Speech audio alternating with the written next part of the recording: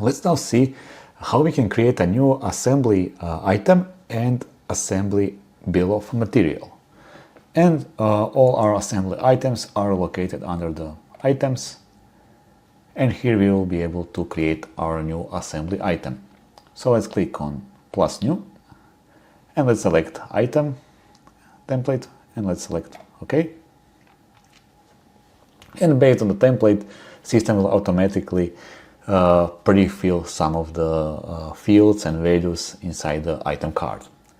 So let's give our item a description. So for example, Office Bundle Advanced. So this is our assembly item. And let's now scroll down. What is very important is that we go to Replenishment Fast tab and that we select Replenishment System and Assembly Policy. So first I'm going to select the Replenishment System and I will choose Assembly. And then Assembly Policy, I have two options, either Assembly to Stock or Assemble to Order.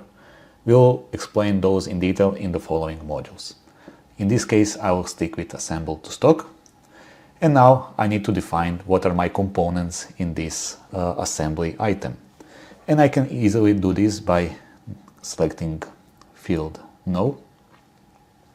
And system will open assembly BOM screen for me. I will select plus new and I have possibility to select either item or resource for my assembly bill of material. So let's start with defining the item, and my Office Bundle Advanced will have Antwerp conference table, so it will be one table, and then it will also have some chairs. So if I search for some chairs, I will use London swivel chair, and it will have 8 pieces. So those are my item components inside Office Bundle Advanced. And what I also want to select and add is one resource. So my colleague inside the Cronus, Catherine, will work to assemble this, and she will need 1 hour to assemble this item. So this is my assembly bill of material. Let's now navigate back, and if I go to costs and posting, I will see that there is no cost for this, and I can change my costing method from FIFO to standard, and then I have possibility to use and calculate automatically the cost of the item based on the cost of each of the component, including the resources.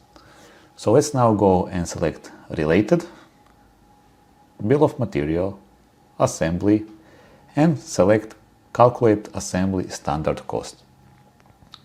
I will select this, and as you can see, system will automatically calculate my standard cost and will add cost price of each component and calculate this information for me for my assembly bill of material. And this cost will include a cost of all components, including resources. And this is how easy you can set up assembly bill of material and assembly item in Dynamics 365 Business Central.